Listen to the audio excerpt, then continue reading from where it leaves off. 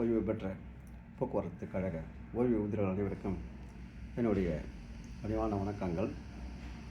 இப்போது இந்த காணொளியின் சிறப்பம்சம் என்னவென்றால், நேற்றைய வழக்கு பற்றியது. நேற்றைய வழக்கு என்ன? அதாவது அனைத்து ஊதிய ஒப்பந்த உயர்வுகளும் 13, 16, 19, 22 மற்றும் இனி வர காலங்கள் நாம் பெறுவது என்பது, அதுக்குள்ள நிதியை அரசிடம் பெற வேண்டும். இதுதான் இந்த கேஸுடைய பிரதான நோக்கம். கோவை பேரவையால் 2023 இந்த வழக்கு பதிவு செய்யப்பட்டது. அப்போது நான் சட்ட ஆலோசகர் இல்லை. ஆனால் அந்த வழக்கை அவர்கள் பெயரில் பதிவு செய்தது அப்போது நான் தான். இப்போது அந்த சட்டப்பேரவையில் 4 மாத காலமாக சட்ட ஆலோசகராக பயணித்த நான் நீக்கப்பட்ட பிறகும் அந்த வழக்குக்காக நான் தொடர்ச்சியாக சென்று கொண்டிருக்கிறேன். வெள்ளியன்று மதுரை சென்று ஜூனியர் இம்ரானிடம் சீனியரிடம் டிஸ்கஸ் பண்ணி அரசு 5 முறை ஏற்கனவே வாய்தா வாங்கியுள்ளது. இந்த முறையும் வாய்தா தான் வாங்குவார்கள். ஏனென்றால் நாம் அவ்வளவு தரவாக கவர்மெண்ட் அஃபிடேவிட் ஃபைல் செய்தார்கள். அதாவது கவுண்டர் சொல்லுவாங்க. நம்ம அஃபிடேவிட்டுக்கு கவுண்டர் ஃபைல் செய்யப்பட்டு விட்டது போன ஆண்டே. அதனால் அப்போது அந்த கேஸை நம்ம எடுக்கலை. ஏன்னா நம்ம டிஏ கேஸில் பிரதானமாக இருந்தோம். இப்போ அந்த டிஏ கேஸு ஒரு முற்றுக்கு வந்து விட்டது. இப்போது அந்த வழக்கை நாம் எடுத்தோம். அது 3 மாத காலமாக வாய்தா என்று 5 வாய்தா முடிந்து விட்டது. இப்போது வருவது 6வது வாய்து. நேற்று நான் நம்ம சீனியர் கவுன்சிலரிடம் இந்த முறை நம்மளுடைய அப்ஜெக்ஷன், அதாவது பதிவு செய்ய வேண்டும் என்பதுதான் எங்களுடைய நோக்கம். ஏன்னால் அரசு நடத்த முன் வராது. நாம் அதை ஒரு முடிவுக்கு கொண்டு வர வேண்டும் என்ற எண்ணத்தில் சீனியருடன் பேசினோம். அவரும் அதுக்கு தயாராகிவிட்டார். அதன் அடிப்படையில் தான் நாம் எதிர்பார்த்த மாதிரி அந்த வழக்கு அரசு ஏஜிஓ யாருமே வரவில்லை. சும்மா சாதாரண கவர்மெண்ட் அட்வொகேட் வந்தார்கள். நாம் திட்டமிட்டபடி என்ன நடக்கும் என்பதை கணித்ததால் உரிய முறையில் நம்மளுடைய சீனியர் கவுன்சில் பி சரவணன் அவர்கள் நம்மளுடைய அந்த வழக்கின் சாராம்சத்தை சுருக்கமாக ஒரு 2 to 3 minutes பதிவு செய்தார். ஏன்னா ஜட்ஜிக்கு நம்ம கேஸ் தெரியாது, புதுசு. அவர் இன்னும் கட்டெல்லாம் படித்திருக்க மாட்டார்கள், ஆர்குமெண்ட் நடக்கலை. ஆகையால் ஆல்ரெடி இவர்கிட்ட இது 2வது ஹியரிங். 3/9 ஃபஸ்ட்டு ஹியரிங் வந்தது. அன்றைக்கே அவர் அவங்க டைம் கேட்டாங்க. அந்த டைம் கேட்டதுக்கு இவர்கிட்ட வந்தது ஃபஸ்ட்டு டைம் இல்லையா, அதை அலோவ் பண்ணி 23ஆம் தேதி போட்டார். இப்போ 2வது தடவை வந்தது. வழக்கம் போல் நம்ம எதிர்பார்த்த மாதிரியே அவர்கள் வழக்கு நடத்துவதற்கு தயாராக இல்லை. ஆனால் நம்மளுடைய சீனியர் கவுன்சில் நன்றாக மாண்புமிகு நீதியரசரிடம் இந்த வழக்கின் தன்மையை சுருக்கம்னு சொல்லுவாங்க. அதாவது டீட்டெயில் ஆர்குமெண்ட் இல்லை இது. ஏன்னா டீட்டெயிலாக ஆர்கியூ பண்ணுறதுக்கு அப்புறம் வச்சுக்குவோம். இப்போ சுருக்கமாக சொல்லி இதுதான் இந்த இஷ்யூ. இது ஒரு பார்ட் ஆஃப் பீப்புளுக்கு பேரிவேஷன் கொடுத்துட்டாங்க, ஆனால் மற்றவங்களுக்கு கொடுக்கறதுக்கு பணம் இல்லைன்னு சொல்கிறாங்க. இதுதான் இஷ்யூ அப்படின்ற வாதத்தை முன்வைத்தார். உடனே அதர் சைடு ரெடியா என்று நீதியரசர் கேட்டார். அதற்கு அவர்கள் நாங்கள் தயாராக இல்லை, இது வழக்கமாக சொல்லப்படும் 6வது முறை. உடனே ஜட்ஜி ஆல்ரெடி உங்களுக்கு டைம் கொடுத்தாச்சு, இது 2nd டைம் அப்படின்னு சொன்ன உடனே அவர்கள் சைடில் இருந்து இந்த வழக்கு அடிப்படையிலேயே அசோசியேஷன் ஃபைல் பண்ணக்கூடாது, இண்டிவிஜுவல் தான் ஃபைல் பண்ண வேண்டும். அதாவது association cannot file the red petition என்ற வாதத்தை முன்வைத்தார்கள். அதாவது மெயின்டெனபிலிட்டி சொல்லுவாங்க.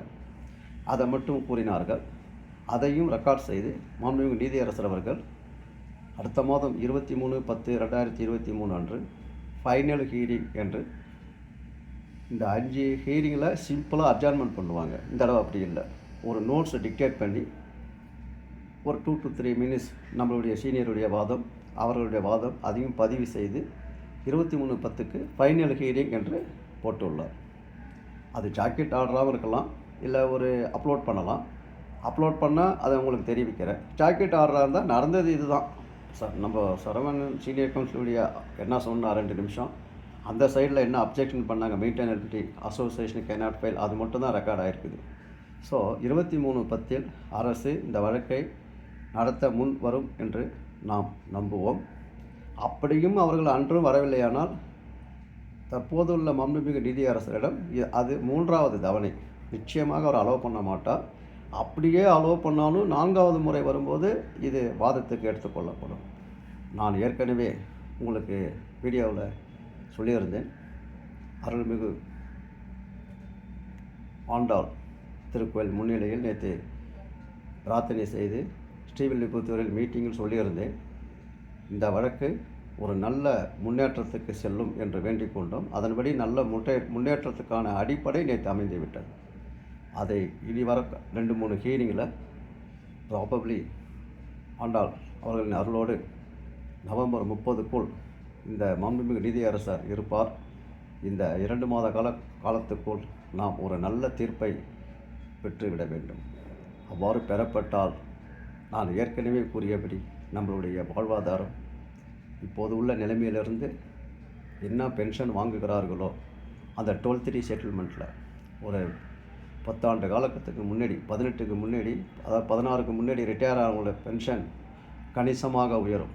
16, 19, 22 எல்லாம் லேட்டஸ்ட்டாக ரிட்டையர் ஆனவங்களுக்கு அதுக்கு உள்ள முறைப்படி பென்ஷன் உயரும்.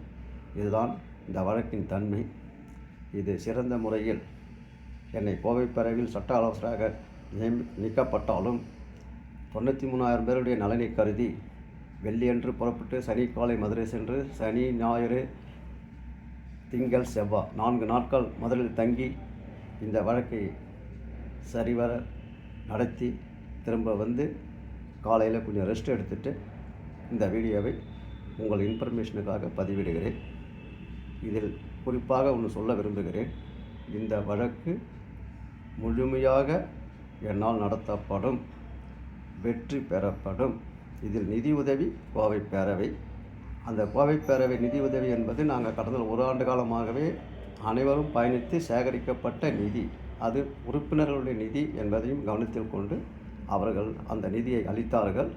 கிட்டத்தட்ட இந்த சனிக்கிழமை அதிலிருந்து ஒரு 2 lakhs கொடுத்து அனுப்பினார்கள். அந்த நிதி வழக்கறிஞர்களிடம் ஜூனியர், சீனியர் எல்லாருக்கிட்டும் ஒரு பிரித்து கொடுக்கப்பட்டது. ஸோ நிதி அவர்கள் அளிக்கிறார்கள். அது உங்களுடைய பணம். நான் முழுமையாக என்னை இந்த வழக்கில் ஈடுபடுத்தி கொண்டு இருக்கிறேன். நல்ல தீர்ப்பு வரும், எதிர்பார்ப்போம். அப்படி ஒரு நல்ல தீர்ப்பை 2 மாத காலத்துக்குள் பெற்றுவிட்டால் அரசின் அனைத்து அப்பீல்களும், உச்சநீதிமன்ற அப்பீல்களும் சிறந்த முறையில் நான் நடத்துவேன். அந்த நான் என்ற வார்த்தை அகம்பாவத்தில் இல்லை. 93,000 ஓய்வூதியர்களுக்காக ஒரு தன்னம்பிக்கை என்பதையும் பதிவு செய்து, நான் கோவை பேரவை நிர்வாகிகளுக்கு எதிரானவன் இல்லை. அதே நேரத்தில் நிதி அவர்களிடம் மட்டும்தான் உள்ளது, என்னிடம் இல்லை. அறிவு என்னிடம் உள்ளது, நிதி அவர்களிடம் உள்ளது. இரண்டும் செவ்வனே பராமரிக்கப்பட்டு வழக்கு நடத்தப்படும். 93,000 பேரும் பாதிக்காத வகையில் நாங்கள் இருவரும் இணைந்து பயணம் செய்வோம் என்பதை உறுதி கூறிக்கொண்டு இந்த வீடியோவை முடிப்பதற்கு முன்பு அனைத்து ஓய்வூதியர்களையும் நான் வேண்டிக் கொள்வது, உங்கள் ஒவ்வொரு ஓய்வூதியர்களுக்கும் இந்த வீடியோவை பார்த்தவுடன் கடைசியில் சப்ஸ்கிரைப் பட்டன் வரும், அதை எனேபிள் பண்ணுங்கள். உங்களுடைய நண்பர்களுக்கும் சொல்லுங்கள். நாம் அனைவரும் நம்மளுடைய இந்த சேனலில் சப்ஸ்கிரைப் ஆக வேண்டும்.